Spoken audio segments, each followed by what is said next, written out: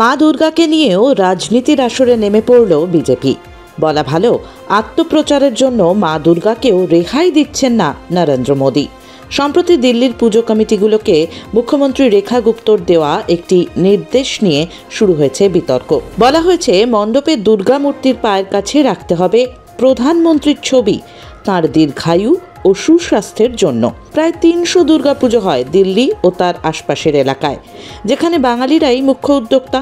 এই সিদ্ধান্তে তাঁরা ক্ষুব্ধ। কেউ কেউ প্রশ্ন তুলেছেন, ১২০০ ইউনিট পর্যন্ত বিদ্যুতের মাশুলে ছাড় দেওয়ার জন্যই কি এমন শর্ত?